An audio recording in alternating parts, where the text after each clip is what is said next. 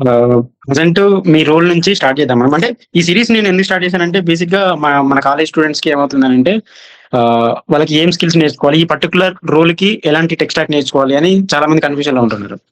So, దానికోసమనే ఈ series start చేశాను. Like అంటే ఒక పర్టిక్యులర్ రోల్‌కి ఎలాంటి స్కిల్స్ ఉంటవి అండ్ కంపెనీలో మనం ఎలాంటి స్కిల్స్ యూజ్ చేస్తాం, కంపెనీ రిలేటెడ్ టూల్స్ వేరే ఉంటాయి. మనం చదువుకునే టూల్స్ అండ్ కాన్సెప్ట్ మొత్తం డిఫరెంట్‌గా ఉంటది. So, yeah! సో ప్రెసెంట్ నేనైతే సీనియర్ సాఫ్ట్వేర్ ఇంజినియర్ రోల్లో ఉన్నాను. హ్మ్. అండ్ నా టెక్ స్టాక్ వచ్చేసి నేను ప్రెసెంట్ డెసిగ్నేషన్ అయితే ఫుల్ స్టాక్ ఇంజినియర్ గా ఉన్నాను అనమాట. హ్మ్. సో బ్యాక్ ఎండ్ వచ్చేసి జావా మెయిన్లీ. నాకున్న 6 years ఎక్స్పీరియన్స్ తో నేను కంప్లీట్ జావా బ్యాక్గ్రౌండే. Hmm. So back end developments మొత్తం జావా మీద చేస్తాం. హ్మ్. ఫ్రంట్ ఎండ్ వచ్చేసరికి రియాక్ట్ యూస్ చేస్తాం, HTML, CSS, JavaScript. So React framework లో యూస్ చేస్తాం మనం. సో ప్రెసెంట్ నేను మా కంపెనీ దాంట్లో ఒక ప్రొడక్ట్ వర్క్ చేస్తున్నా, మా ఊళ్ళో ప్రొడక్ట్ బిల్డ్ చేస్తున్నారు. సో దాంట్లో నేను ఫుల్ స్టాక్ ఇంజనీర్ కింద తీసుకున్నా అనమాట ఆ ప్రాజెక్ట్ కి. అచ్చా అచ్చా ఓకే. అంటే ఇక్కడ రియల్ టైమ్ లో స్టూడెంట్ ఏం చేస్తున్నారంటే ప్రాజెక్ట్స్ అవి ఇవి ఏ టూల్స్ అవి యూజ్ చేస్తున్నారు. బట్ మనల్ని ఒకరు హైర్ చేసుకోవాలి, ఒక కంపెనీ హైర్ చేసుకోవాలంటే మన దగ్గర స్టాఫ్ ఉంటేనే హైర్ చేసుకుంటారు.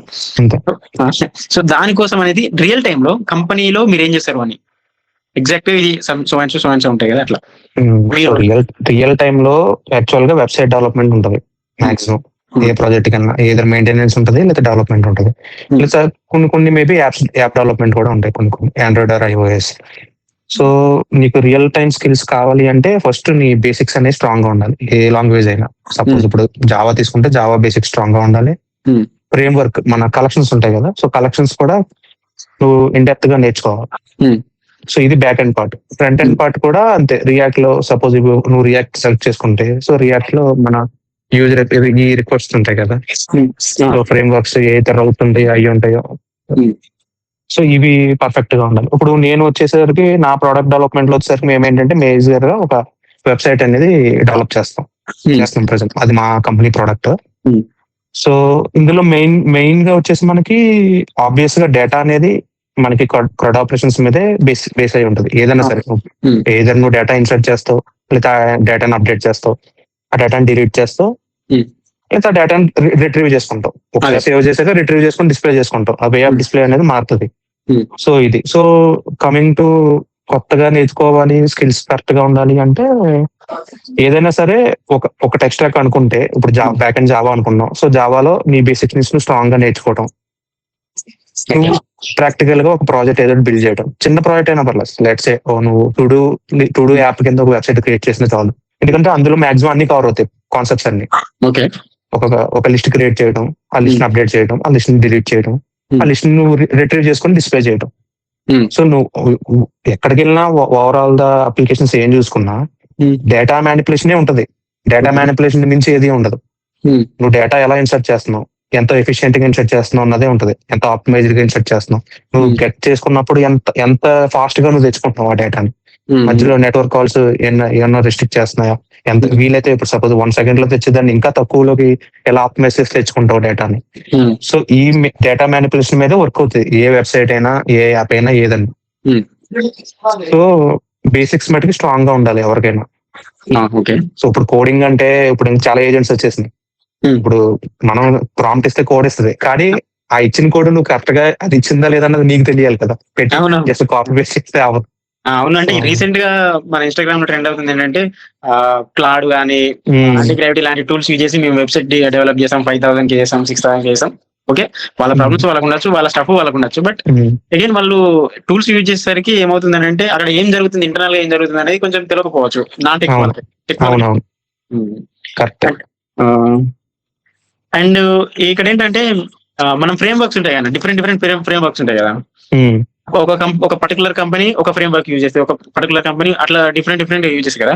ఇప్పుడు స్టూడెంట్ ఏమవుతుందంటే కన్ఫ్యూజ్ అవుతుండో, నేను ఈ ఫ్రేమ్ వర్క్ నేర్చుకుంటా, ఫర్ ఎగ్జాంపుల్ పైథాన్ జాంగో నేర్చుకున్నాను అనుకో, ఆ కంపెనీకి కావాల్సింది ఏంటి, మళ్ళీ డిఫరెంట్ ఫ్రేమ్ వర్క్ అడిగారనుకో, క్లాస్ కి అడిగారనుకో, అక్కడ అంటే మనకు అర్థమవుతుంది. బట్ వాళ్ళు హైర్ చేసుకోవడానికి ఇమ్మీడియట్ హైరింగ్ ఉంటే ఆ సిచ్యువేషన్ లో తీసుకోకపోవచ్చు. ఇలాంటి సిచ్యువేషన్స్ కూడా చాలా మందికి వస్తున్నాయంట. యాక్చువల్ గా అంతే. ఇప్పుడు సపోజ్ నేను కాలేజ్ లో ఉన్నప్పుడు మాకు ఫ్రేమ్ వర్క్స్ ఇవన్నీ ఏం నేర్పించాలి, జస్ట్ లాంగ్వేజెస్ నేర్పించారు అంతే. సో మేము లాంగ్వేజెస్ నేర్చుకునే ఇంటర్వ్యూస్ అట్లకి వెళ్ళాం. కానీ అక్కడికి వెళ్ళాక మొత్తం కంప్లీట్ మారిపోయింది సినారియో. వాళ్ళకి ఫ్రేమ్ వర్క్స్ కావాలి.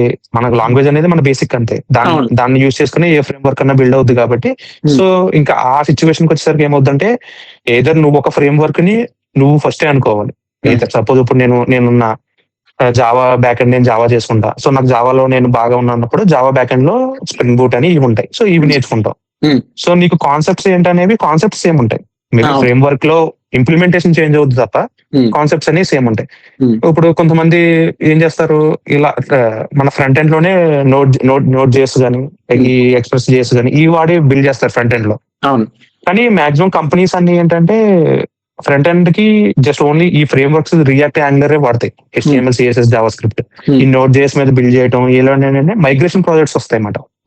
సో మైగ్రేషన్ ప్రాజెక్ట్స్ వచ్చినప్పుడు క్లయింట్ స్పెసిఫిక్ గా అడుగుతాడు, నాకు ఫ్రంట్ ఎండ్ కూడా లైట్ ఫ్రేమ్ వర్క్ మీదే కావాలి. సో నోట్ చేసుకొని ఇవి కానీ వాడమంటే అప్పుడు మనం వాడతాం అన్నమాట. ట్రెడిషనల్ గా ఏమవుతుందంటే బ్యాక్ ఎండ్ కి ఒక సపరేట్ సిస్టమ్ ఉంటుంది, ఫ్రంట్ ఎండ్ కి ఒక సపరేట్ సిస్టమ్ ఉంటుంది. అది ట్రెడిషనల్ వే. ఎందుకంటే ఇప్పుడు మనం ఈజీగా చేయొచ్చు, మన ఫ్రంట్ ఎండ్ లోనే మొత్తం మేనేజ్ చేయగలం. కాకపోతే హెవీ యూజర్ వచ్చినప్పుడు ఆబ్వియస్ గా పోతుంది.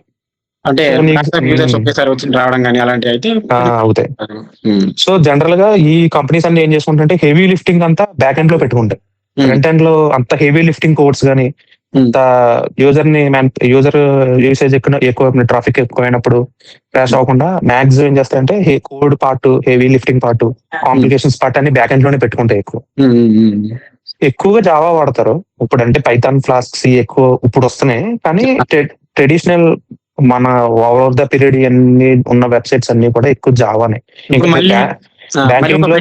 ఒక ఫ్రెషర్ కి మళ్ళీ ఒక డౌట్, జావా నేర్చుకోవాలి, పైథాన్ నేర్చుకోవాలి అంటున్నారు కదా, పైథాన్ అయితే బెటర్ అని అంటారు. ఇట్లా ఇన్స్టాగ్రామ్ లో కానీ, యూట్యూబ్ లో కానీ అక్కడ ఇక్కడ అన్ని ఇదే జరుగుతుంది. అది ఏమవుతుందంటే first of all A language దేనికి నేర్చుకోవాలో వాళ్ళు కూడా అర్థం కాదు ఇన్ని ఉండేసరికి. ఒకటి సింపుల్ లాజిక్ ఏంటంటే, నీ డేటా అనలిటిక్స్ స్కిల్స్ కానీ, లేకపోతే డేటాతో నువ్వు ఎక్కువ మ్యానిపులేట్ చేస్తాను, డేటా నేను ఎక్కువ వాడతా, డాష్ బోర్డ్స్ బాగా క్రియేట్ చేయాలి, నేను వేరియస్ సోర్స్ ఆఫ్ డేటా నుంచి తెచ్చుకుంటాను, ఇంప్లిమెంటేషన్స్ ఎక్కువ చేస్తాను, అల్గారిథమ్స్ ఎక్కువ వాడతాను అంటే పైథాన్ కి వెళ్ళొచ్చు.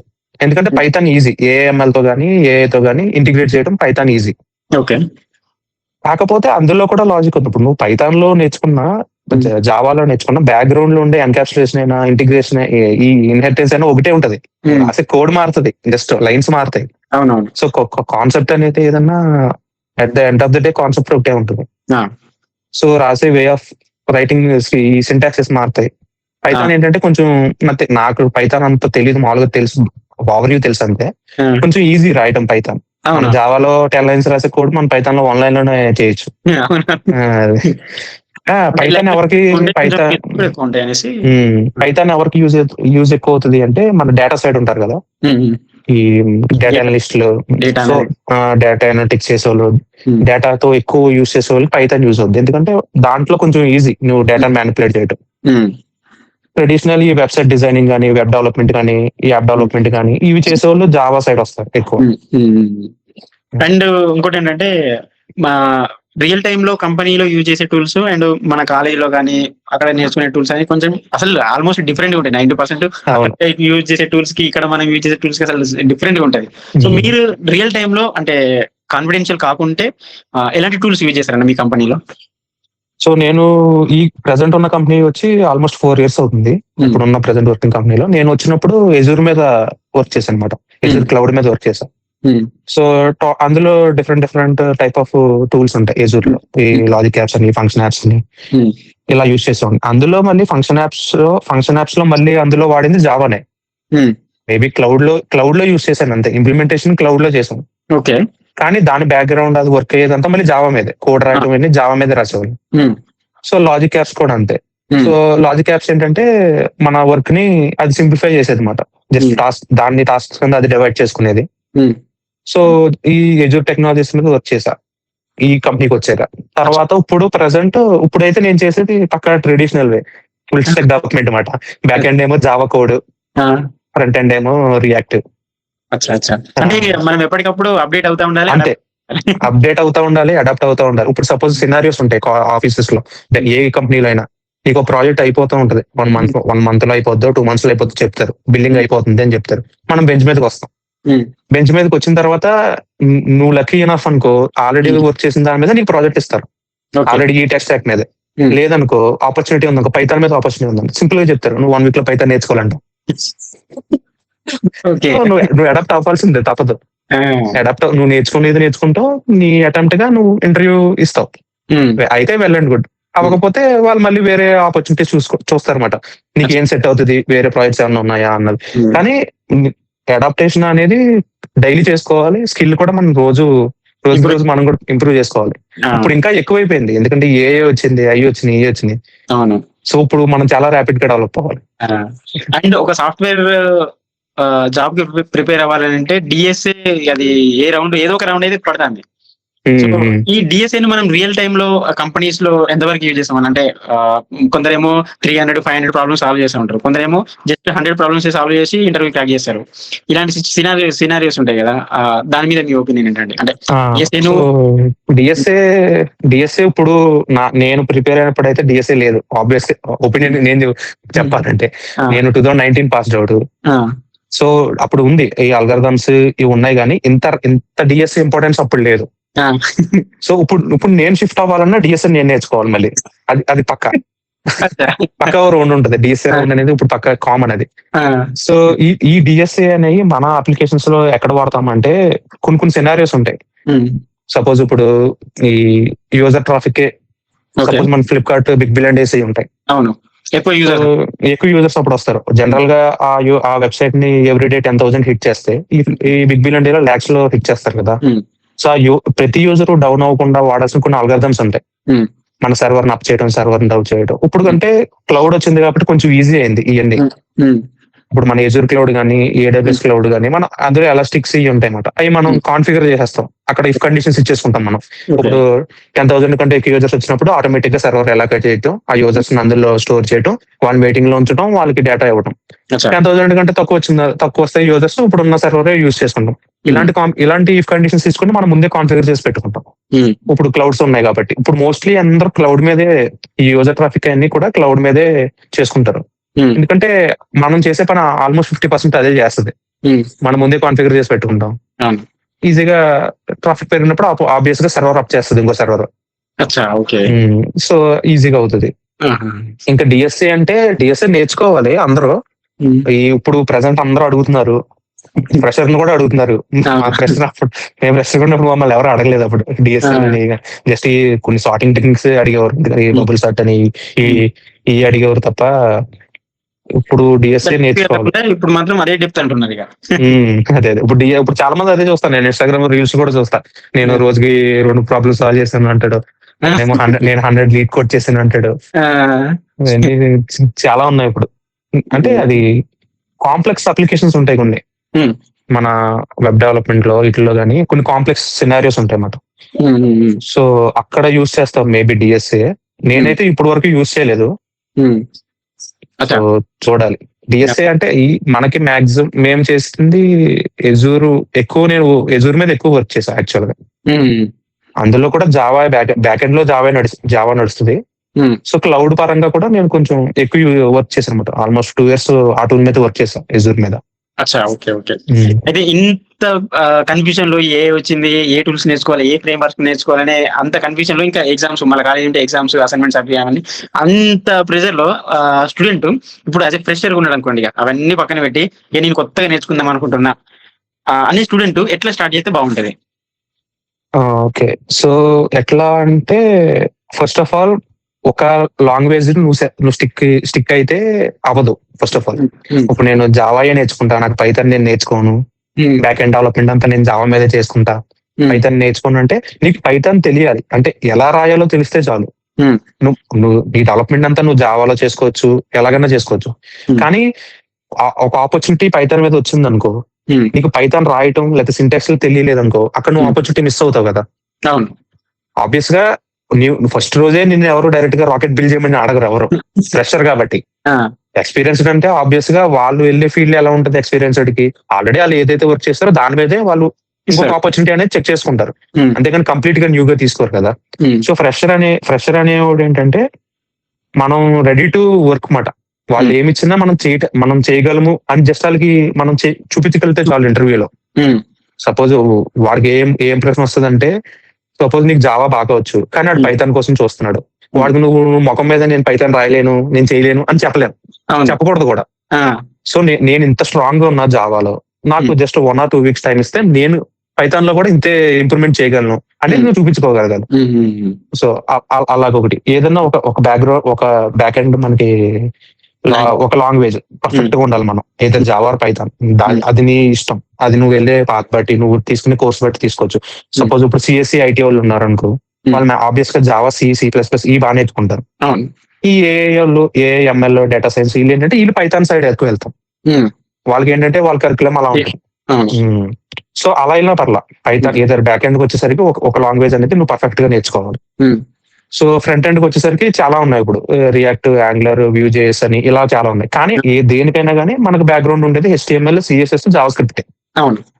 సో ఇది HTML, CSS, జావా స్క్రిప్ట్ ఈ రెండు పర్ఫెక్ట్ గా నేర్చుకుని ఏదో ఒక రియాక్ట్ కన్నా స్టిక్ అవ్వచ్చు, యాంగులర్ కన్నా స్టిక్ అవ్వచ్చు. కాకపోతే నువ్వు ఏది స్టిక్ అయినా వచ్చే కంపెనీ వాడు వేరే ఏదైనా అడగచ్చు.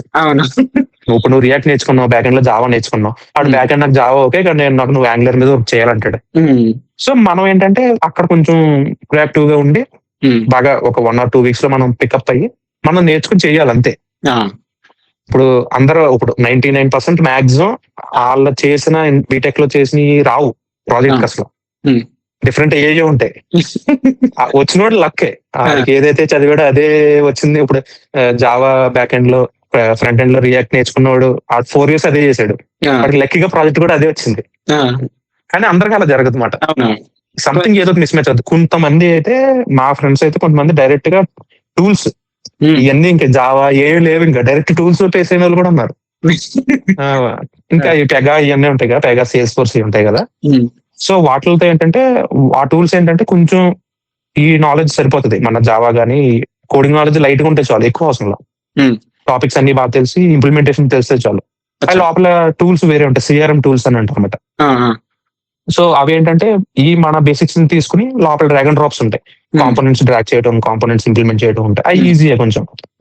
అంటే నేను ఎవరైతే కోడింగ్, నాకు కోడింగ్ అంటే ఇష్టం ఉండదు, నేను కోడింగ్ చేయలేను అన్న వాళ్ళకి ఈ CRM టూల్స్ బాగా యూజ్ అవుతాయి. ఓకే.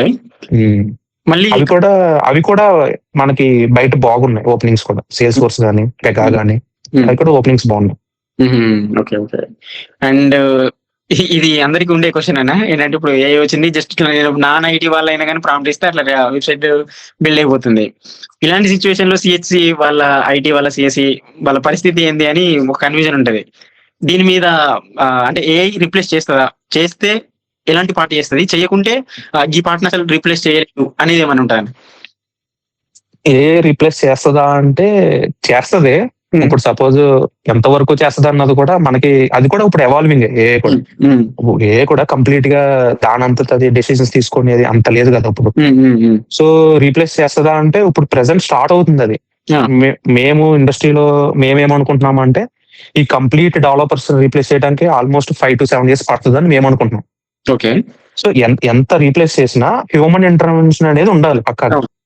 ఇప్పుడు సపోజ్ క్లయింట్ ఒక రిక్వైర్మెంట్ చెప్తారు, ఆ క్లయింట్ రిక్వైర్మెంట్ చెప్పి ఏఐకి మనం ఇవ్వాలి కదా, ఇంపోర్ట్ ఇవ్వాలి కదా. ఏఐకి ఇంపోర్ట్ ఇచ్చే వాళ్ళు ఎవరు ఉంటారు? ఇచ్చింది ఓకే ఇస్తా. ఇప్పుడు క్లయింటే ఉన్నాడు, టెక్నికల్ నాలెడ్జ్ ఏం లేదు, నాకు ఇది కావాలని ఏఐని అడుగుతాడు, ఏఐ ఇచ్చేస్తుంది. కానీ టెక్నికల్ నాలెడ్జ్ లేనోడు ఇచ్చింది కరెక్టా రాంగ్ అన్నది ఎలా డిసిజన్ చేస్తాడు? చేయలేడు కదా. అవునవును. ఫంక్షనాలిటీ ఎలా వర్క్ అవుతుంది, ఫంక్షనాలిటీలో బగ్స్ ఏమున్నాయి, సో ఇవి చేయలేడు కదా. సో కంప్లీట్ రీప్లేస్మెంట్ అయితే అవ్వదు. ఇప్పుడు మన ఎగ్జాంపుల్ ఏ రీప్లేస్ చేస్తుందా లేదా అంటే బ్యాంకింగ్ ప్రాజెక్ట్స్ ఉంటాయి కదా. బ్యాంకింగ్ ప్రాజెక్ట్స్ లో మెయిన్ క్లాజ్ వచ్చేసి మన డేటా. మన డేటా చాలా సెక్యూర్ గా ఉంటుంది బ్యాంకింగ్ ప్రాజెక్ట్స్.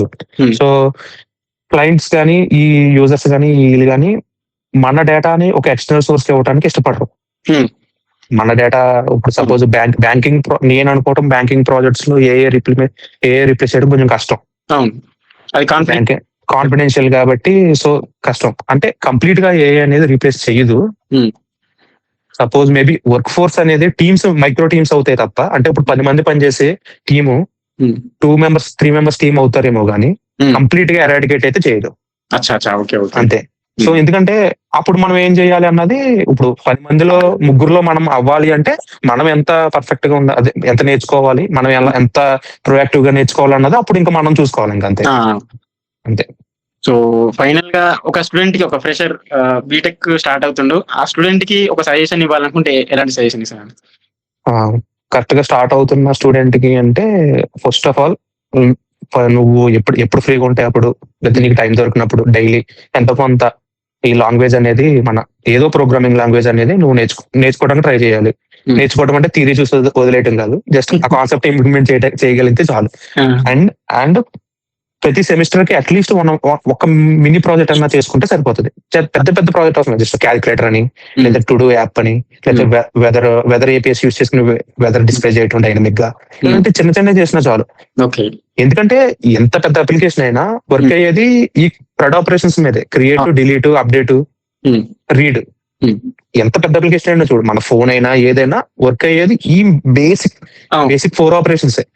సో అది నువ్వు ఎంత ఎఫిషియెంట్ గా చేస్తున్నావు అన్నది ఇష్యూ ఇక్కడ కరెక్ట్ గా మనకు కావాల్సింది. ఇప్పుడు నువ్వు ఒక అప్లికేషన్ డెవలప్ చేసాను, నేను ఒక అప్లికేషన్ డెవలప్ చేసా. నేను చేసిన application just 0.1 milli seconds 0.2 milli seconds లో వచ్చింది డేటా, నువ్వు వచ్చేది 1 minute లో వచ్చింది. సో నువ్వు స్పీడ్ అంతే. ఇప్పుడు యూజర్ అనేవాడు ఏదైనా ఒక ఎంట్రీ చేసినప్పుడు ఎంత ఫాస్ట్ గా డేటా డిస్ప్లే అవుతుందని చూస్తాడు. లేట్ అయితే యూజర్ కూడా ఆ వెబ్సైట్ నుంచి వెళ్ళిపోతాడు, రావట్లేదురా అని. సో యూజర్ ని ఎంగేజ్ చేయడం మనకి మెయిన్ ఇంపార్టెంట్ మాట. అక్కడ రియల్ టైమ్ ఎగ్జాంపుల్ తీసుకుంటే చాట్ జీపీటీ కొంచెం ఫాస్ట్ చేస్తుంది, అదే కంపేర్ తీసుకుంటే అది. సో అంతే. చాట్ జీపీటీ ఏంటంటే మనకి ఓవర్ ద పీరియడ్ చాలా అప్డేషన్స్ చేసుకుంటూ వచ్చారు వాళ్ళు. ఫస్ట్ వచ్చిన ఎల్ఎల్ఎం, మనకి తెలిసిన first LLM model chat GPT. So మీరు ఇన్ఫర్మేషన్ కూడా కంపేర్ చేసుకుంటే చాట్ జీపీటీ మనకు కొంచెం జెన్యూన్ అనిపిస్తా ఉంటది మిగతా కంపేర్ చేసుకుంటే. అది. మీరు ఈ సిరీస్ కి థర్డ్ గెస్ట్ అనా? చాలా థ్యాంక్స్. పర్లేదు. మీకు థ్యాంక్స్ చెప్పాలి, ఎందుకంటే చాలా మందిని ఎడ్యుకేట్ చేస్తున్నారు కదా. సో ఇది యూజ్ చాలా మంది తెలియదు, చాలా మందికి ఏంటి ఏం జరుగుద్ది. అవునన్నా, అంటే రియల్ టైమ్ లో ఈ కాలేజీలో జాయిన్ అయితే ఈ ఎగ్జామ్స్, ఆ సబ్జెక్ట్ చదవడం, ఆ మార్కులు తెచ్చుకోవడం, ఆ 9 GPA తెచ్చుకోవడం, అక్కడ వరకే సరిపోతుంది. బట్ బియాండ్ ది సీన్ ఏంటనేది అక్కడ మన కంపెనీ పోతే ఏం చేస్తాం అనేది ఎవరికి తెలవట్లే. అంటే మెయిన్ ఏం కాదు, మనం కాలేజ్కి వెళ్తాం, చదువుకుంటాం, ఎగ్జామ్స్ రాస్తాం, మిడ్లు అంటారు, ఇంటర్నల్స్ అంటారు, ఎక్స్టర్నల్స్ అంటారు, సెమ్ అంటారు, వీటితో అయిపోతుంది. ఎవ్రీ 6 months కి కామన్ అయ్యన్ని. సో కాకపోతే ఏంటంటే మన ప్రాక్టికల్ నాలెడ్జ్ పెంచుకోవాలి అంతే బాగా. చిన్న ప్రతి టైం ఉన్నప్పుడల్లా చిన్న చిన్న ఇష్యూస్ ఏమన్నా ఉంటాయి, రియల్ టైమ్ ఇష్యూస్ ఉంటాయి. ఇప్పుడు సపోజ్ రియల్ టైమ్ ఇష్యూస్ అంటే ఎలాగంటే, ఏదైనా షాప్కి వెళ్ళాం అనుకో, మనం వాళ్ళు బిల్లింగ్ అనేది ఇంకా పేపర్ మీద పెన్ తో రాస్తున్నారు అనుకో, నువ్వు ఏం చేయొచ్చు, వాళ్ళకి ఏ రకంగా హెల్ప్ చేయొచ్చు అనేది, వాళ్ళకి ఆన్లైన్ బిల్లింగ్ సిస్టమ్ తయారు చేసి ఇవ్వచ్చు. నువ్వు జస్ట్ చిన్న వెబ్సైట్ అంతే, ఎక్కువ టైం పట్టదు దానికి. వాళ్ళు అందులో కంప్యూటర్ లో టైప్ చేసుకుంటారు, ప్రింట్ వస్తుంది. సో ఇలాంటి రియల్ టైమ్ ప్రాబ్లమ్స్ నువ్వు ఐడెంటిఫై చేసి నువ్వు సొల్యూషన్ ఇవ్వగలిగితే నీ రెజ్యూమ్ వెయిటేజ్ అనేది చాలా బాగా పెరుగుద్ది. 100% అది వాళ్ళకి ఏంటంటే ఇంటర్వ్యూస్ కూడా మంచి ఇంప్రెషన్ వస్తుంది. వీళ్ళు ఒక రియల్ టైమ్ ప్రాబ్లమ్ సాల్వ్ చేస్తారు, సో ఈ ప్రాబ్లమ్ స్కిల్స్ బాగున్నాయి, వీళ్ళు బాగా ఆలోచించగలరు అని ఇంప్రెషన్ వస్తుంది అనమాట. ఫ్రెషర్ కూడా ఏం చూస్తారంటే, డైరెక్ట్ గా వీడికి కోడ్ ఇచ్చేసి నువ్వు ఇది రేపు డెవలప్ చేసి, ఇది నువ్వు బిల్డ్ చేసి వాళ్ళ ఎక్స్పెక్టేషన్ కూడా అంత ఉండవు.